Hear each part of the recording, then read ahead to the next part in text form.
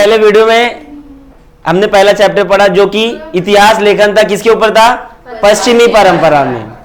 पर इस वीडियो में हम लोग क्या पढ़ने वाले हैं? इस लेक्चर में क्या पढ़ने वाले हैं? भारतीय परंपरा। चैप्टर का नाम क्या है? इतिहास लेखन भारतीय परंपरा। ठीक है, अभी देखो भारतीय परंपरा के ऊपर पढ़ेंगे। इसके पहले जो भी पढ़ा था वो बाहर वाले लोगों का था, वो लोग क्या कैसे कहां करते हैं उनका उस हिसाब से देखा, इतना मजा नहीं आया।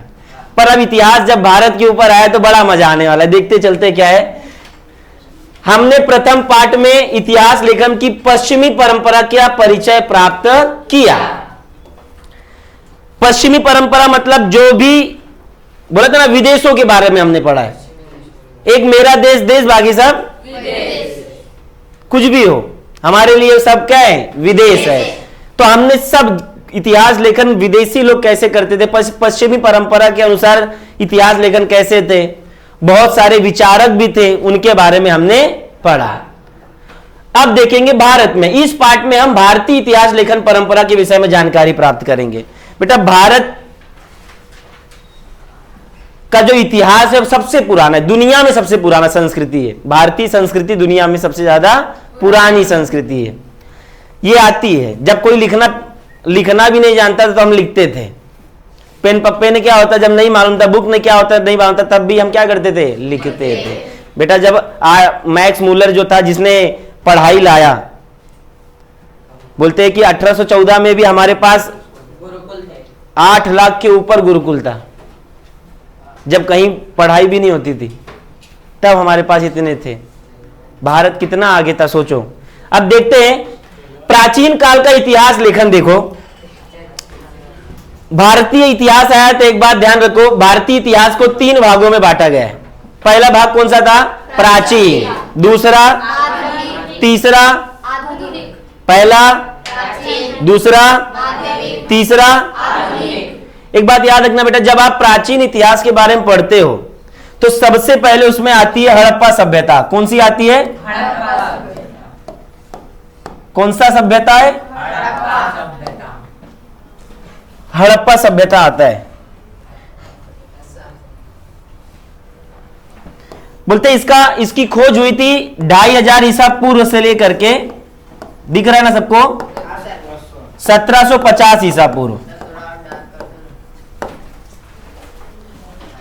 हड़प्पा सभ्यता की खोज कब हुई थी? हड़प्पा सभ्यता की खोज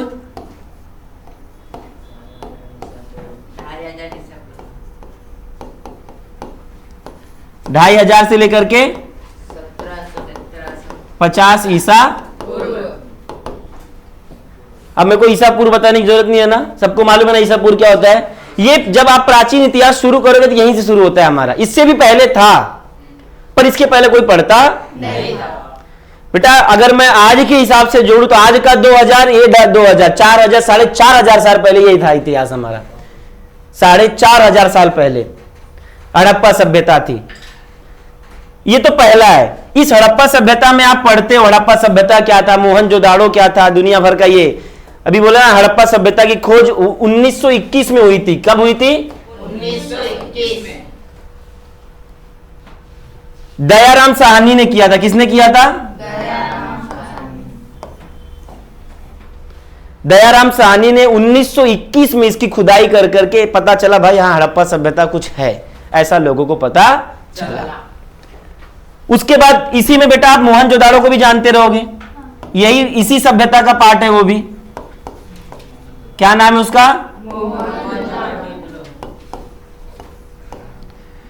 इसकी खोज 1922 में हुई थी। कब हुई थी? 1922 में। इसके भी खोज वाले हैं राखलदास बैनर्जी नाम इनका। क्या नाम है?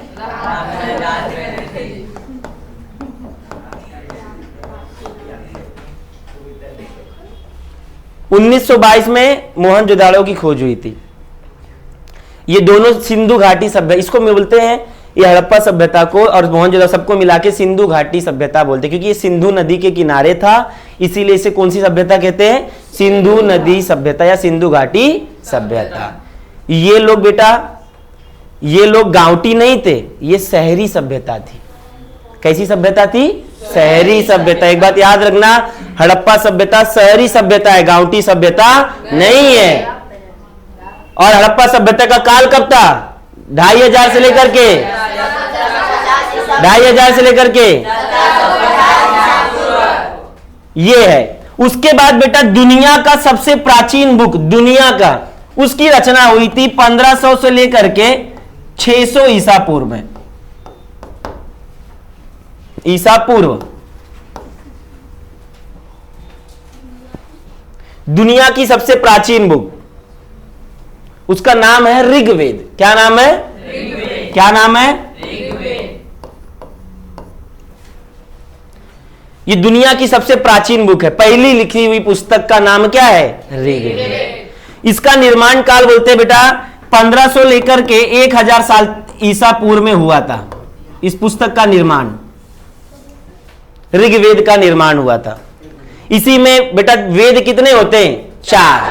कितने? 4। पहला ऋग्वेद, पहला दूसरा यजुर्वेद, दूसरा तीसरा सामवेद, तीसरा चौथा अथर्ववेद, चौथा ये वैदिक काल है। कौन सा काल है इसे? वैदिक काल। ये जो मैंने लिखा ना 1500 से लेके 600 ईसा पूर्व, इसको कहते हैं वैदिक काल। क्या बोलते हैं? वैदिक काल। क्या बोलते हैं? वैदिक काल। बेटा मैं आपको प्राचीन इतिहास बता रहा हूं। सबसे पहला आप किसके बारे में पढ़ते हो? हड़प्पा सभ्यता। समय क्या है? 2500 से 1750 ईसा पूर्व। उसके बाद कौन सा है? वैदिक काल। कौन सा? कहां से कहां तक? किसी को कुछ डाउट? उसके बाद आता है बेटा महाजनपद काल। महाजनपद बोलते हैं 600 से लेकर के 325 ईसा पूर्व का जो समय है, इसमें आपका वंश आए थे। मगध साम्राज्य का निर्माण हुआ था। मगध मालूम है? जो आज बिहार है, उसी में धनानंद आया।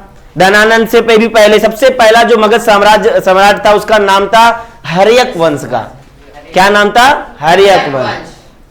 उसका नाम था बिंबिसार। क्या नाम था? बिंबिसार। फिर उसका बेटा आता है अजात शत्रु।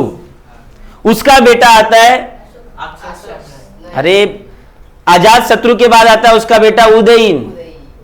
ये 3 हो गए हर्यक वंश के। उसके बाद आते शिशुनाग वंश आता है। महाजनपद काल का बता रहा हूं, कौन है आपको पता होना चाहिए। महाजनपद काल में दूसरा जो था शिशुनाग वंश में, जिसमें अकाला शोक वगैरह आए। फिर आता है आपका नंद वंश, जिसमें धनानंद थे। क्या थे? धनानंद। फिर आता है आपका, अब इसके बाद आएगा, इसके बाद आता है धार्मिक आंदोलन, बहुत सारे हुए थे। तो मतलब इसी तरीके से आपका इतिहास पूरा पढ़ाने जाऊंगा तो लेक्चर इसी में चला जाएगा। तो प्राचीन इतिहास के बारे में हम लोग लगभग यही पढ़ते हैं, और आपके इस अध्याय, इस चैप्टर में भी यही पढ़ना है।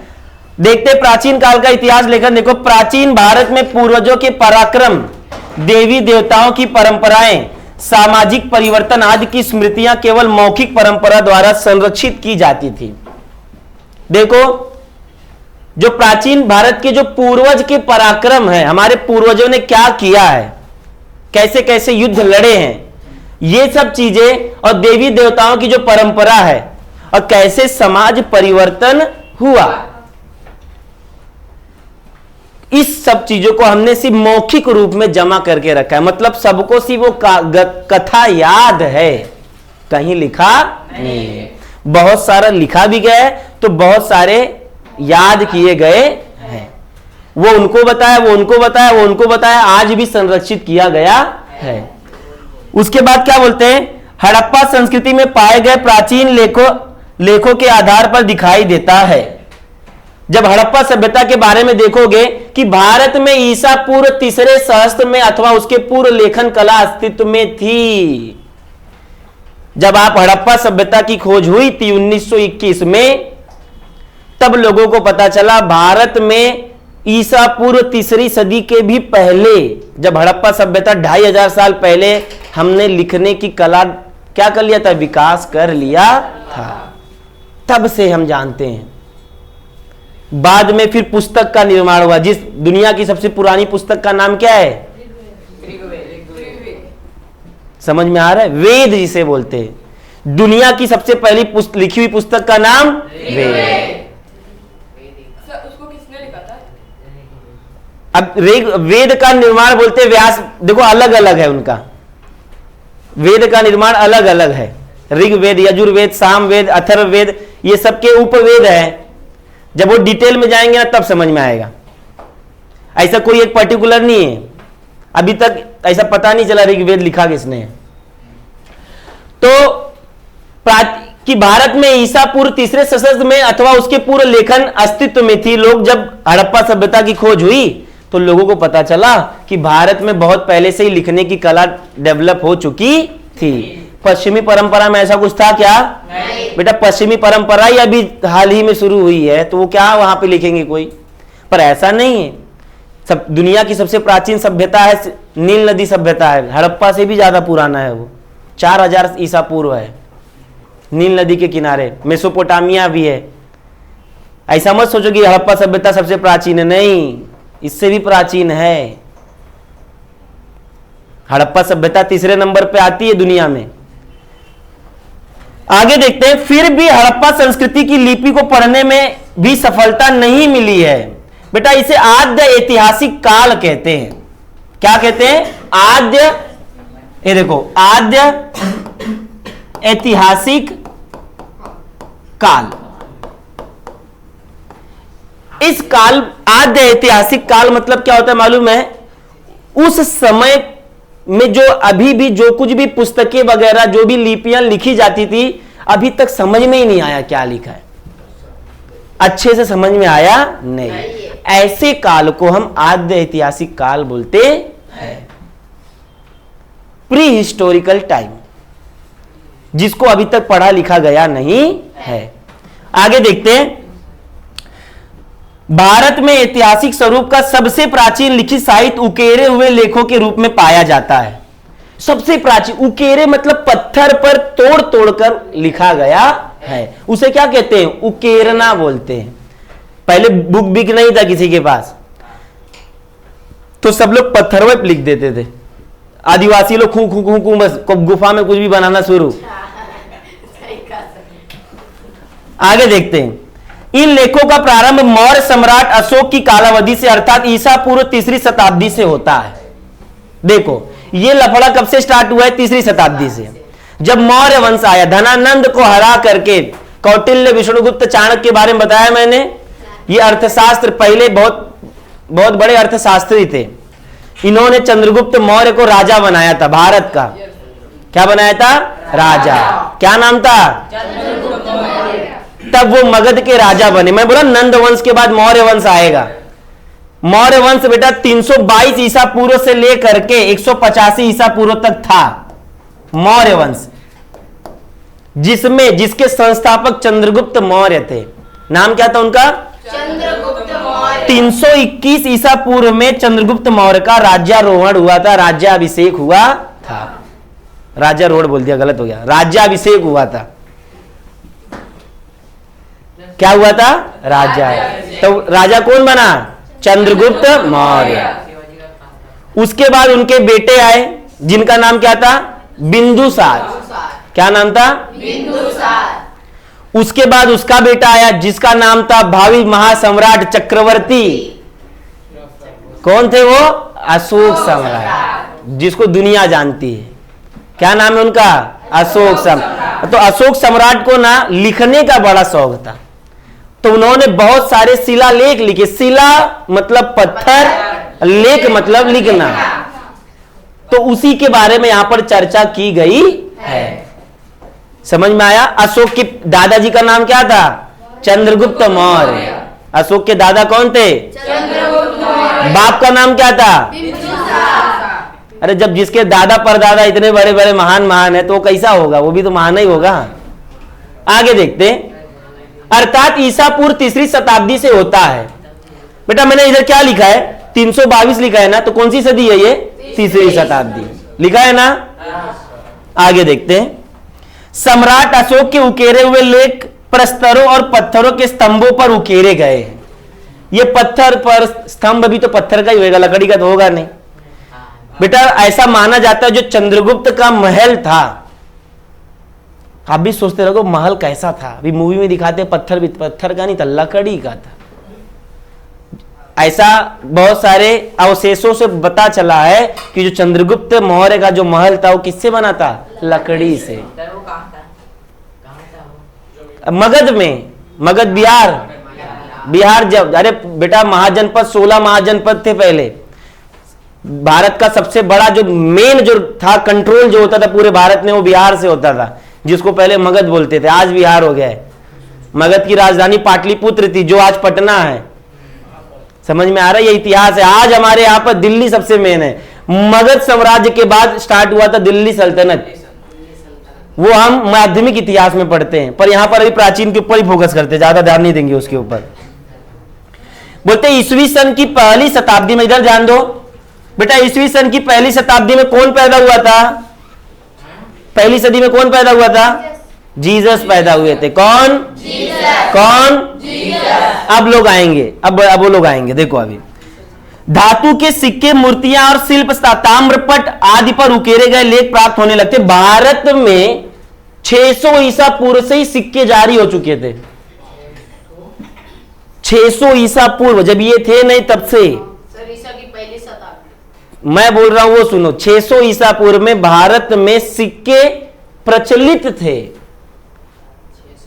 600 ईसा पूर्व में जब तुम्हारे गौतम बुद्धा वगैरह पैदा हुए थे। 599 में मैं बताया था ना कौन पैदा हुआ था? वर्धमान महावीर। बुद्ध कहां से कौन बोल रहा है? वर्धमान महावीर पैदा हुए थे। कब? 599 ईसा पूर्व में। फिर 563 ईसा पूर्व में आपके गौतम बुद्ध पैदा हुए। बुद्ध नाम है इनका। इनका पहला नाम क्या था? सिद्धार्थ। राजा सिद्धार्थ बेटा ये क्षत्रिय थे। कौन थे ये? क्षत्रिय। फिर इन्होंने बाद में अपना धर्म चालू किया जिसे हम क्या कहते हैं? बौद्ध धर्म। वर्धमान महावीर, इनके पत्नी का नाम यशोदा था, माता का नाम त्रिशला था। ये लोग भी वही हैं। बाद में इन्होंने फिर जैन धर्म को आगे बढ़ाया। 24वें तीर्थंकर थे, इसको हमने लास्ट लेक्चर में डिस्कस किया था। उनके द्वारा महत्वपूर्ण ऐतिहासिक जानकारी प्राप्त होती है। ये सब जब आप बेटा मूर्ति पढ़ते हो, शिल्प मतलब देखते हो, ताम्रपट देखते हो। ताम्रपट मतलब, अरे वो जो पहले लिखते थे ना, बराबर बोल रहे, गलत नहीं बोल रहे हो, हंसो मत। शिल्प मतलब पता है? हाँ, जो निकाला उकेरा जाता था। मूर्तियां पता है, शिल्प पता है, ताम्रपट आदि उकेरे गए लेख प्राप्त होने लगते हैं। बहुत प्राचीन आज भी अगर भारत की खुदाई हो तो कहीं ना कहीं से कुछ ना कुछ मिलेगा ही मिलेगा। तो बेटा आज प्रिंट होता है, पहले प्रिंट नहीं होता था, पहले खोद के उसमें बनाते थे, जिससे क्या कहते हैं? उकेरना। क्या बोलते हैं? इधर ध्यान दो। सभी प्रकार के इन उकेरे हुए लेखों के कारण संबंधित राजा की कालावधि, वंशावली, राज्य विस्तार, तत्कालीन गतिविधियां, तत्कालीन सामाजिक ढांचा, जलवायु, देखो सब राजा का अपने अपने स्टाइल में सिक्का चलाते थे। सबसे ज्यादा सोने के सिक्के प्रचलित हुए थे कुषाण वंश जब आया था। कुषाण वंश जब भारत में आया था तो बोलते सोने के सिक्के तब प्रचलित हुए थे। वैसे पहले भी थे पर ज्यादा मात्रा में यहीं पे स्टार्ट हुए। तांबे का सिक्का, जस्ते का सिक्का, आपका शीशे का सिक्का, शीशा मालूम है ना, शीशे का, सोने का, जो मिले सब अपने अपने हिसाब से सिक्के चलाते थे। तभी तो पता चलेगा मेरा राज है। जहां जहां जो जीता था, महाराजा धीराज, इसका धीराज, उसका धीराज, ऐसा धीराज, वो धीराज, समुद्रपति, ये पति, भगवती, बोलते ना आ रहे हैं, इसको हराने वाले आ रहे हैं। सम्मान था ये। इसे कहते हैं प्रशस्ति करना, प्रशंसा करना। प्रशंसा को इतिहास में क्या कहते हैं? प्रशस्ति करना।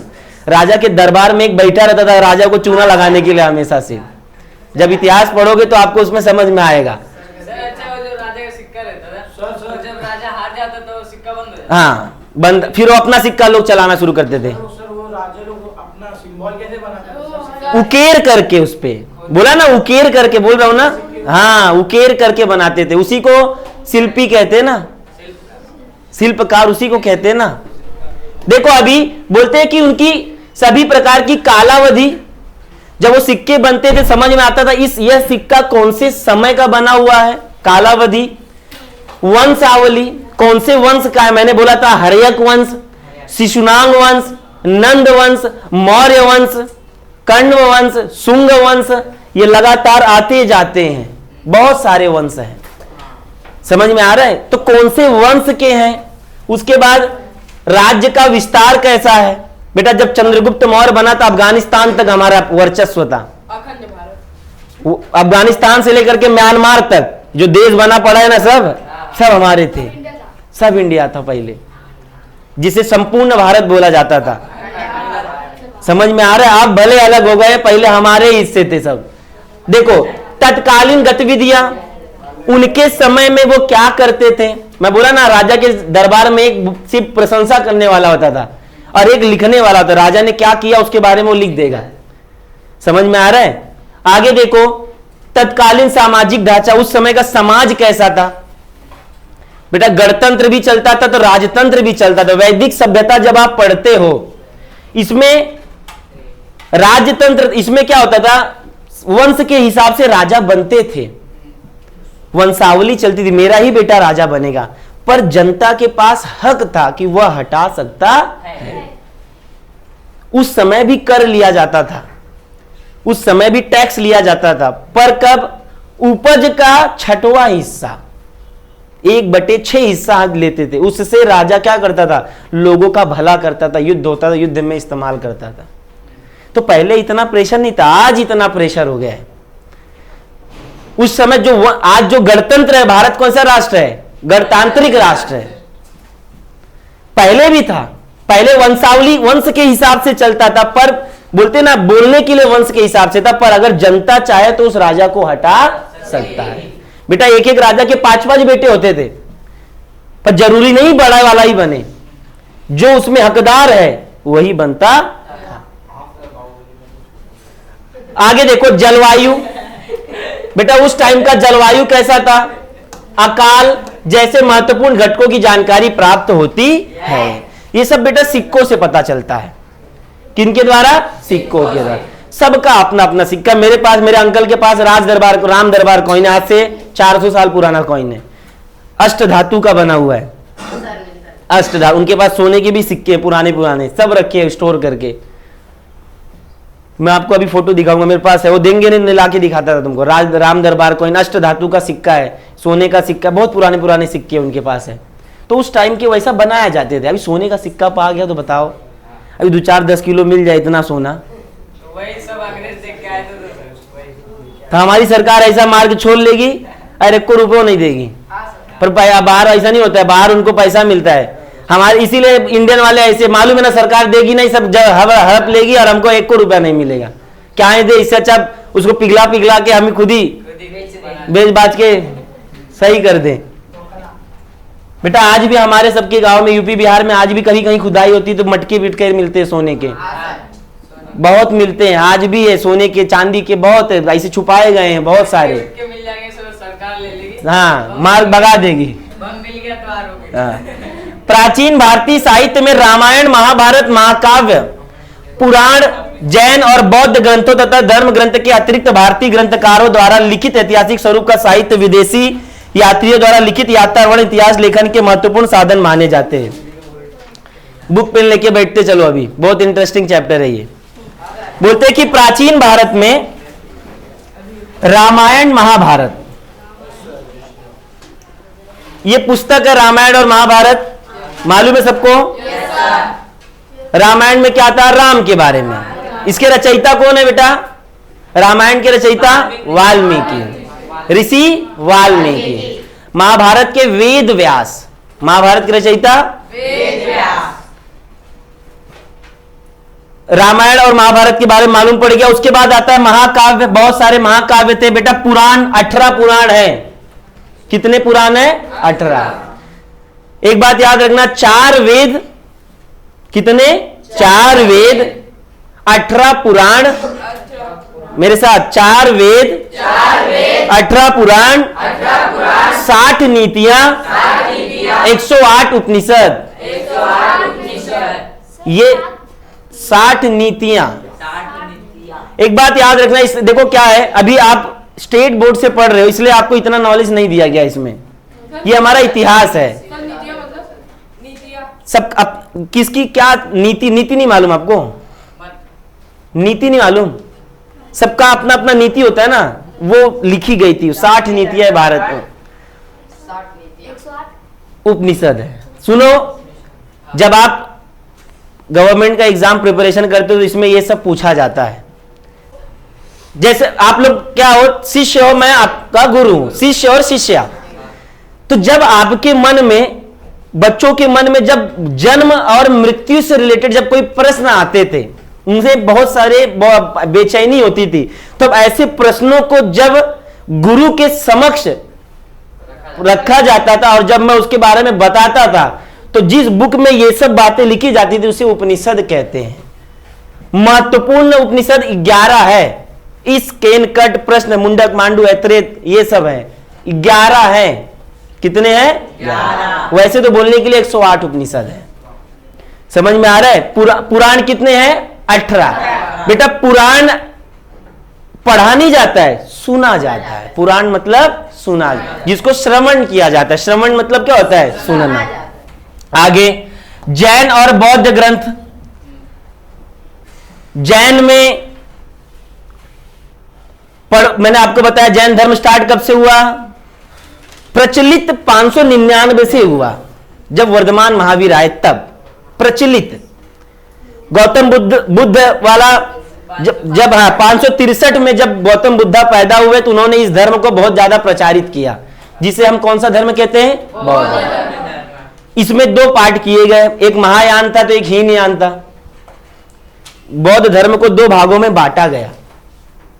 उस एक का नाम था महायान और दूसरा हीन। तो महायान दूसरी, जिस दिशा में महायान चलेगा दूसरी दिशा में हीन, मतलब जिससे पूरी दुनिया कवर हो जाए। उसके बाद आता है आपका जैन। जैन को भी 2 भागों में बांटा गया, श्वेतांबर और दिगंबर।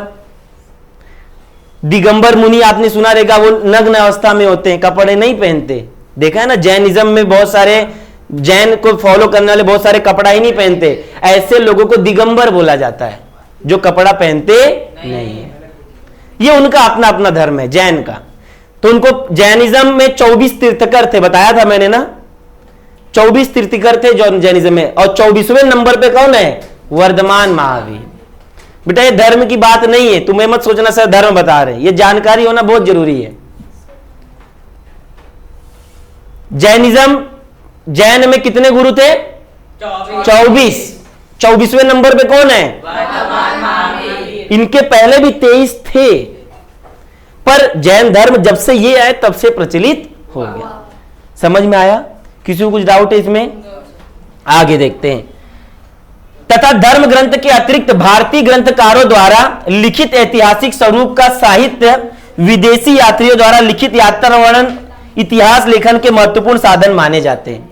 बेटा पहले भारत में बहुत सारे लोग, विदेशी लोग घूमने आते थे, और घूमने आते थे तो अपने यात्रा का वर्णन करते थे, यात्रा के बारे में बताते थे और पुस्तक लिखते थे। फिर अब जब इतिहास लेखन लिखा जाता है तो ऐसे लोगों का पुस्तक भी पढ़ा जाता है और इतिहास को लिखा जाता है।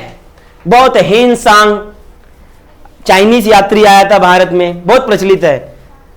ये लोग आते हैं, जिस राजा के काल में जाएंगे, और राजा भी बहुत अच्छा ट्रीट करते हैं इनको, ऐसा भी नहीं है, क्योंकि मालूम है ना हमारे बारे में अच्छा ही लिखेगा, नहीं अच्छा लिखेगा तो फिर खत्म कर देंगे। समुद्रगुप्त नाम था एक का, समुद्रगुप्त, गुप्त साम्राज्य का, चंद्रगुप्त द्वितीय का, फिर पहले समुद्रगुप्त था एक, बहुत डेंजर आदमी था। उसे इतना, अगर उसका बस चलता तो पता नहीं क्या कर डालता था, आजू बाजू वाले पूरे इलाकों को कब्जा कर लेता था। अब तक कभी हारा ही नहीं युद्ध समुद्रगुप्त। भारत का नेपोलियन कहते हैं, नेपोलियन मालूम है, एक व्यक्ति था बाहर गांव का, उसको हराने के लिए 4-5 देश के लोग मिले थे तब हारा था वो। ऐसा व्यक्ति था, हरा ही नहीं सकता था कोई, इतना डेंजर आदमी। वैसे ही आजाद अपना समुद्रगुप्त था, राजाओं का राजा इसका उपाधि थी, राजाओं के राजा। समुद्रगुप्त नाम था उसका। जब गुप्त साम्राज्य पढ़ेंगे तब बताएंगे उसको।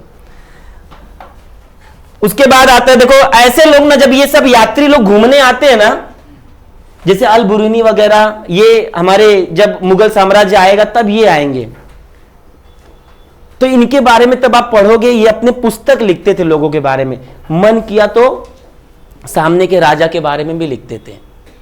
समझ में आ रहा है? तो एकदम बताते थे भाई वो थे कैसे, क्या करते थे, क्या नहीं चलता था। फिर वो किसी का सुनते नहीं है, जो उनको दिखेगा वही लिखते हैं। देखो आगे आएगा।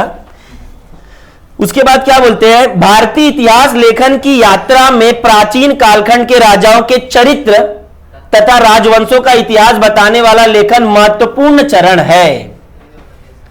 भारतीय इतिहास, देखो क्या होता था, जो यात्रा करने आता था, अब तुम मेरे साथ दुर्व्यवहार करोगे, मेरे साथ अच्छा व्यवहार नहीं करोगे, तो मैं तुम्हारा तारीफ लिखूंगा। तुम पढ़ रहे हो मेरा बुकवा? नहीं पढ़ रहे हो। मेरा जैसा मन वैसा तुम्हारे बारे में लिखो, दुनिया जान जाएगी भी तुमको। ऐसा नहीं है, कभी कभी दबाव में आकर भी अच्छा लिखना पड़ता था। तो समझ में आता है कौन दबाव में लिख रहा है, कितना दबाव में लिखाओगे। इतिहास लिखा ना मेरे, मैं तो कुछ ना कुछ घुमा ही दूंगा ना उसी में, कितना तुम मेरे को पकड़ोगे बताओ। तो बोलते हैं यही यात्री आते थे, घूमते थे, और फिर जो राजा महाराजा होते थे उनके बारे में जितना हो सके प्रशस्ति, मतलब प्रशंसा करना, या तो प्रशंसा करेंगे या तो उस समय की अवस्था कैसी थी उसके बारे में लिखेंगे। एक मेगास्थनीज आया था चंद्रगुप्त मौर्य के काल में, इंडिका बुक लिखा था उसने, इंडिका बुक लिखा था। बहुत बेइज्जती किया था, बहुत बेइज्जती किया था उसने अपने बुक में, बहुत बेइज्जती किया था। कौन क्या करेगा बताओ। ऐसे ये भी है, जो भी इतिहास जो भी आएगा घूमने, अलग अलग देश के है भाई, घूमने जा, अभी मैं ही चले जाऊं इंग्लैंड में, पहुंच जाऊं गोवा वहां के बीच पे, मारो एकदम जिंदगी नरक कर दिए, संस्कृति का आग लगा दिए, यही लिखूंगा ना मैं।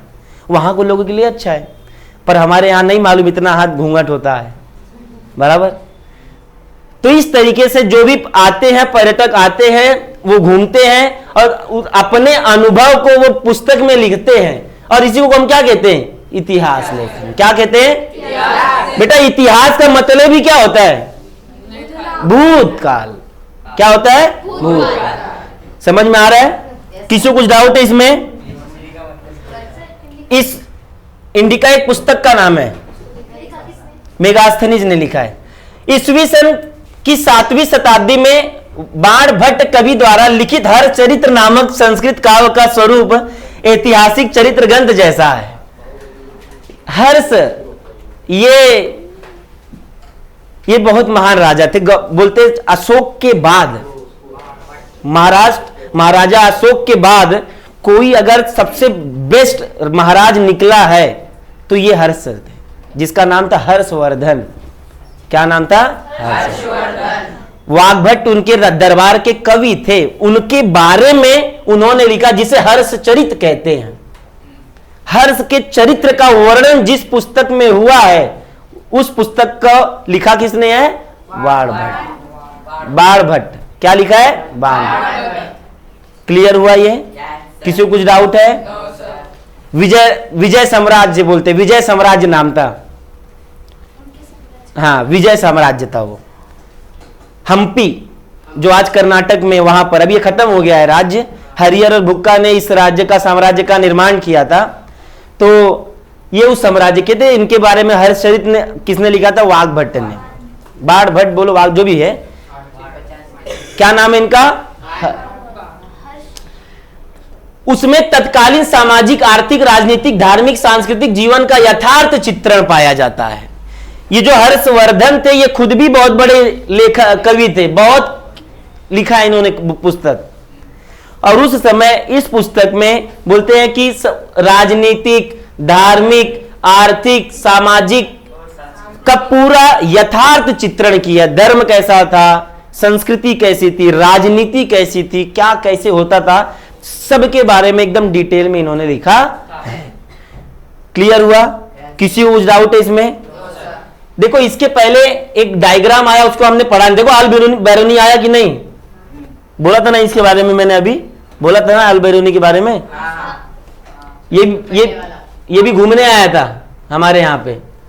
देखो सोगौड़ा ताम्रपट, ये एक देखो कुछ उकेरा हुआ है इसके ऊपर, देखते क्या है। यह ताम्रपट सोगौड़ा जिला गोरखपुर उत्तर प्रदेश में पाया जाता है।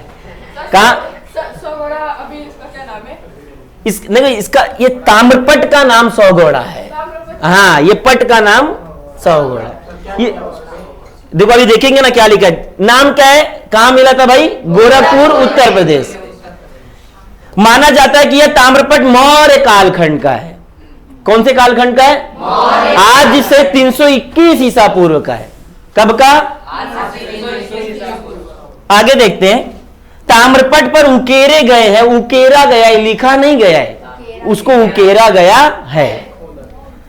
ब्राह्मी लिपि है, इसके बारे में मैंने बताया था। ब्राह्मी लिपि को किसने पढ़ा था सबसे पहली बार? बताया था कि नहीं? क्या किसने पढ़ा था सबसे पहली बार? इसीलिए बोलता हूं कॉपी कलम लेके बैठा करो, पढ़ोगे नहीं।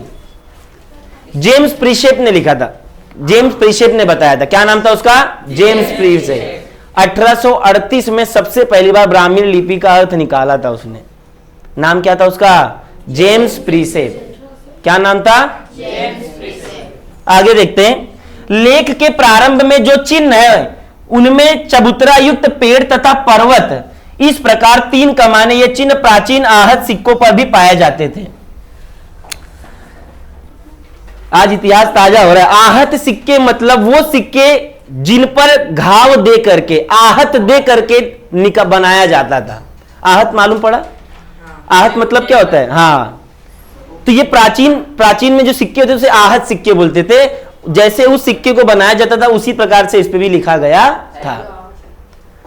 4 खंभों पर खड़े 2 मंजिला मकानों की भांति दिखाई देने वाला चिन्ह भंडार घरों के निदेशक होंगे। बोलते 4 मंजिल पे खड़े जैसा लग रहा है घर है, और ऐसा माना जाता है वो भंडार गृह था। ऐसे ही मोहनजोदाड़ो में भी एक भंडार गृह पाया गया था, बहुत बड़ा भंडार गृह था, पाया गया था। बेटा पहले वहां के लोग, मैं बोल रहा हूं ना, हड़प्पा सभ्यता कौन सी सभ्यता है? शहरी सभ्यता है। कौन सी सभ्यता है? गांवटी लोग नहीं है वो लोग।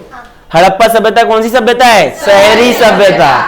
बेटा वो तब भी ईंट से बने घर में रहते थे, पैरा वैरम नहीं रहते थे झोपड़ा में, ईंट से बने। और हम इतने पागल,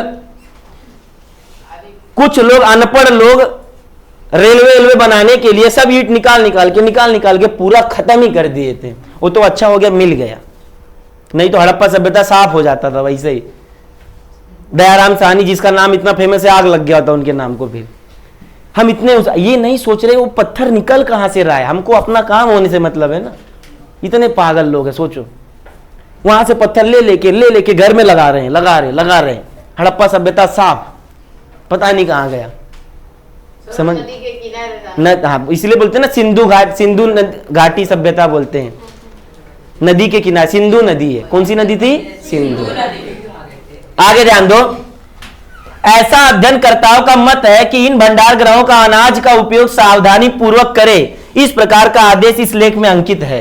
बोलते भंडार गृह मतलब क्या होता है? उसे आपातकालीन में इस्तेमाल किया जाता है। बेटा आज भी तुमको बता दूं, दुनिया की जितनी भी फसलें हैं उसका बीज आज भी एक जगह पर स्टोर करके रखा गया कि जिस दिन पूरा दुनिया खत्म हो जाएगा तो फिर से खेती करने के लिए वहां से बीज आया जाएगा। सब स्टोर करके रखे गए, कई विदेश में किया गया है। वो एक ऐसा जगह किया गया है जहां कोई खतरा कभी होगा नहीं। इंसान बहुत होशियार हो चुका है।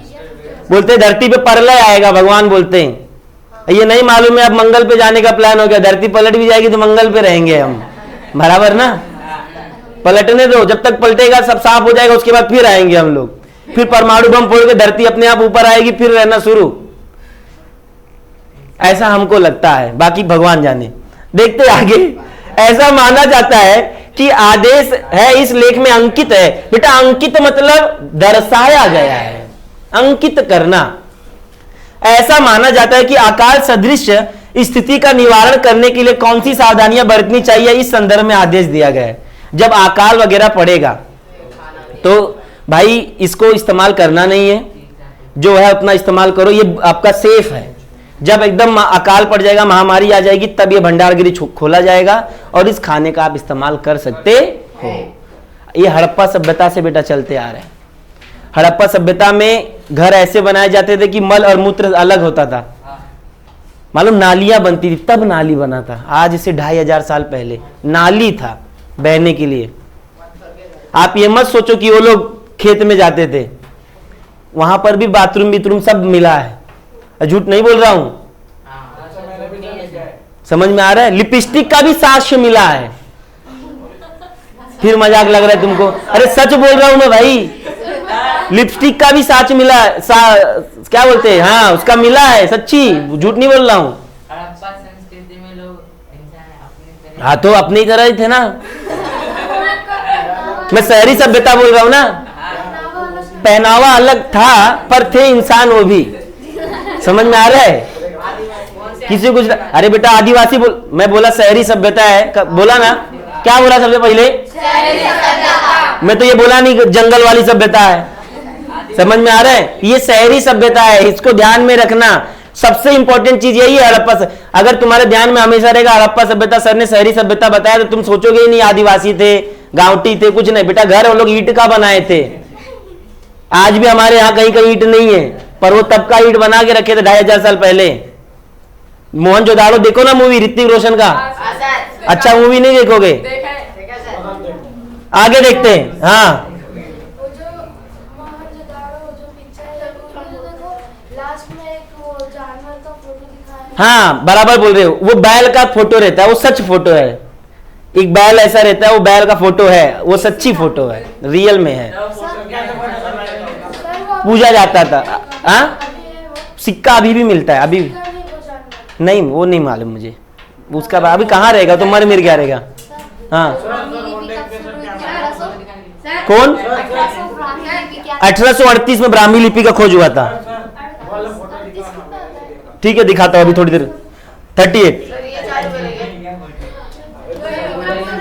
अब देखो बेटा, मध्ययुगीन स्टार्ट करने से पहले कंडीशन है, प्राचीन काल में जितना भी मैंने अभी तक तुमको बताया, कल पूछूंगा इसको मैं, और आपको याद होना चाहिए। इतिहास को देखो, अभी प्राचीन में गया कितना अच्छा लगा।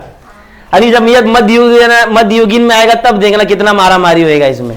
अब मारा मारी शुरू, अरे नहीं है, बट कहाँ मारा मारी देखा? युद्ध विद्या के बारे में बताया, मैं तो तुमको बता रहा हूं, सिर्फ मैं सिर्फ आपको बता रहा हूं। समझ में आ रहा है? ये जो इसमें लिखा था जो मैंने बताया, बस तुमको थोड़ा सा ओवरव्यू देना चाह रहा हूं। मध्ययुगीन में फिर इस्लाम धर्म में भी आएगा, फिर तुम्हारा ये क्या नाम है, क्रिश्चियनिटी भी उसी में आएगा, फिर अलग अलग प्रकार के धर्म स्टार्ट हो जाएंगे। क्लियर हुआ? किसी को कुछ डाउट है तो कल एकदम तैयार है ना? आज का सब लोग अच्छे से पढ़ के आएंगे।